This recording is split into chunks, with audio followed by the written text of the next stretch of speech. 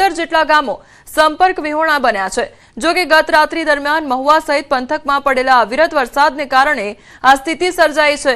ત્યારે વહેલી સવારથી કોઝવે પર પાણી ફરી વળ્યા હતા, જેના પરિણામે વાઘનગર પાસેથી પસાર થતો 20 ગામોને જોડતો મુખ્ય માર્ગ બંધ થઈ ગયો છે। મહુવાના નીપ, દયાળ, કળસાર, ઊંચા કોટડા, નીચા કોટડા, દાઠા, माणवाव, सथरा, काटीकड़ा અને ભાટીકડા સહિતના ગામોનો અવરજવરનો રસ્તો બંધ થઈ ગયો છે, જેનાથી સ્થાનિકોને હાલાકીનો સામનો કરવો પડી રહ્યો છે। સંવાદદાતા નીતિન અમારી સાથે જોડાઈ ગયા છે। નીતિન, ભાવનગરના જે ગ્રામ્ય વિસ્તારો છે ત્યાં આગળ અત્યારે કયા પ્રકારની પરિસ્થિતિ છે વરસાદને લઈને? ચોક્કસ વાત કરીએ તો છેલ્લા 24 કલાકમાં જે અવિરત વરસાદ પડ્યો એમાં ખાસ કરીને વાત કરીએ તો સૌથી વધારે જિલ્લામાં મહુવામાં વરસાદ છે તે સામે આવી રહ્યો છે। ખાસ કરીને વાત કરીએ તો મહુવા શહેર સહિત પંથકોના આજુબાજુના જે ગામો છે ત્યાં પણ અવિરત વરસાદ હતો। ઉપરવાસમાં સારા વરસાદને લઈને જે મહુવાનો જે કોઝવે છે તે કોઝવે મહુવાના જે બુટિયા નદી પરથી પસાર થતો કોઝવે છે ત્યાં પાણી ભરાઈ જતા 15 થી વધુ ગામો છે તેના સંપર્કો હાલ તૂટી ગયેલા છે। ચોક્કસ કહી શકાય કે અવિરત ઉપરવાસમાં પડેલા સારા વરસાદને પ્લસ મહુવાના વરસાદને લઈને પાણી છે અત્યારે ધસમસતો પાણીનો પ્રવાહ કોઝવે ઉપરથી પસાર થઈ રહ્યો છે। હાલ આ રસ્તો છે તે પાણી ઓસરશે ત્યારબાદ ખોલવામાં આવશે। જી નીતિન, સમગ્ર માહિતી બદલ આપનો આભાર। ગીર સોમનાથ ઉના વિસ્તારમાં ગઈકાલથી જ વરસાદને પગલે નદીઓમાં પૂર આવ્યા છે। આસપાસના ગ્રામ્ય વિસ્તારોમાં રહેતા લોકોનું સ્થળાંતર કરાવવામાં આવ્યું છે। ધારાસભ્ય કાળુભાઈ રાઠોડ પણ મદદ માટે દોડી આવ્યા છે। ગાંગડા અને આસપાસના ગામોમાંથી લોકોને સુરક્ષિત સ્થળે ખસેડવામાં આવ્યા છે। લોકોની ઘરવખરીને પણ નુકસાન સર્જાયું છે અને ક્યાંક પશુઓ પણ તણાયા હોય તેવું ધારાસભ્યએ જણાવ્યું છે। રાજપરા ગામે લાંગરેલી 6 બોટો પણ દરિયામાં તણાઈ ગઈ હતી, તો માછીમારોને નુકસાની પણ વેઠવી પડી રહી છે। નાની મોટી માહિતી મારી પાસે પણ આવી છે કે કોઈના પશુઓ પર તણાઈ ગયા છે, કોઈના ઘેટા બકરા હોય, કોઈના ભેંસો હોય, ગાયો હોય, આવા પણ થોડું નાનું મોટું નુકસાન થયું છે અને ઘરોમાં પાણી ભરાઈ જવાના કારણે ઘણાની ઘર વકરીઓ પણ પલટી ગઈ છે। બીજું, રાજપરા ગામની અંદર રાજપરા બંદરની વાત કરીએ તો ત્યાં 6 બોટો જે પાર્કિંગમાં હતી, અતિ પૂરના કારણે તે પણ દરિયામાં તણાઈને વહી ગઈ છે। તો હવામાન વિભાગે આગામી 7 દિવસ માટે રાજ્યમાં વરસાદને લઈને આગાહી કરી છે। ત્યારે અંબાલાલ પટેલ દ્વારા પણ વરસાદને લઈને આગાહી કરવામાં આવી છે। સૌરાષ્ટ્ર અને દક્ષિણ ગુજરાતમાં વરસાદી માહોલ જામશે। 6 અને 7 જુલાઈએ પણ ભારે વરસાદની શક્યતા વ્યક્ત કરવામાં આવી છે।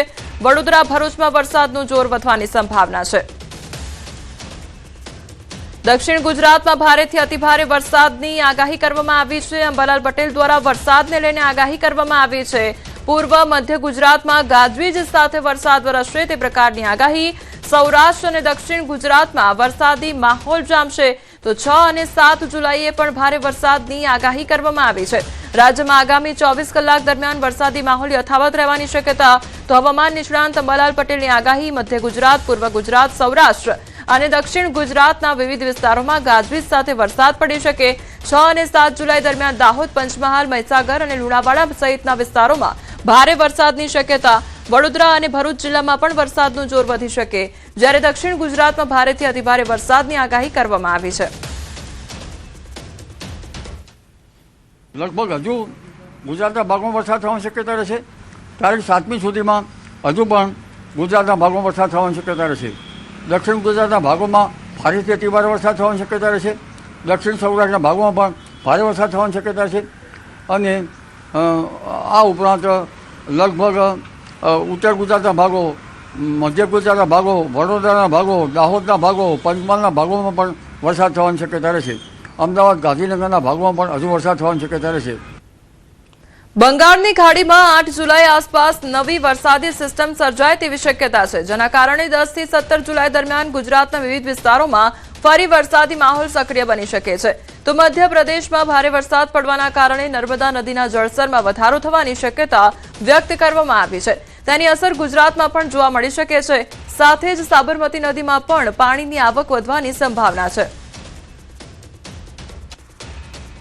તારીખ 6મી 7મીથી મોન્સૂન ધરી છે એ જરા ઉત્તર પૂર્વીય ભાગોમાં સરકી જશે, જેના કારણે ઉત્તર ભારતમાં વરસાદ થવાની શક્યતા રહેશે।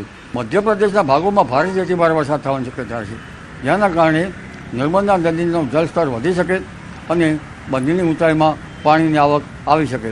સાબરમતી નદીમાં પણ ધીરે ધીરે પાણીનો આવરો આવવાની શક્યતા રહેશે. અષાઢી બીજના દિવસે હળવા વરસાદ અથવા છાંટાની શક્યતા વ્યક્ત કરવામાં આવી છે.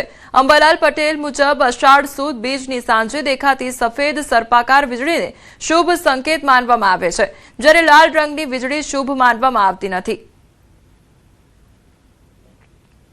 અષાઢી બીજનું અવલોકન બહુ જરૂરી છે. અષાઢી બીજે હળવા વરસાદી ઝાપટા કે ક્યાંક વરસાદ થઈ શકે, પરંતુ અષાઢી બીજમાં સમય સાંજની વીજળી જોવાનો મહિમા છે. આ વીજળી લગભગ સમય સાંજની પર્વત આકારની થાય, ઝબકારા માટે વીજળી થાય તો સારું રહે. ખેડૂતોને અંબાલાલ પટેલની ખાસ સલાહ. ખેડૂતોને પાક રક્ષણના પગલાં લેવા અંબાલાલ પટેલની સલાહ. 7 જુલાઈ પછીનું વરસાદી પાણી ખેતી માટે અનુકૂળ નહીં હોવાનો દાવો. વરાપ બાદ જ કૃષિ કાર્યો હાથ ધરવા ખેડૂતોને સૂચના. હજુ વરસાદનું વહન ગયું નથી. વરસાદ આવશે. ખેડૂત ભાઈઓ માટે આ વરસાદ સોના જેવો છે, પરંતુ 7મી જુલાઈ પછીનું વરસાદી પાણી સારું ગણાતું નથી. એટલે ખેડૂત ભાઈઓએ વરાપ થઈ વાવેતર કરવા સારા રહે. 20મી જુલાઈ બાદ તો ઉત્તર ભારતમાં ભારે વરસાદ આવવાની શક્યતા રહેશે. 1 થી 8 ઓગસ્ટમાં વરસાદી પાણી સારું ગણાતું નથી. એટલે ખેડૂત ભાઈઓએ વરાપ થઈ કૃષિ કાર્યો કરવા સારા રહે. જી. હવામાન વિભાગે આગામી 7 દિવસ માટે રાજ્યમાં વરસાદની આગાહી જાહેર કરી છે. આજથી 2 દિવસ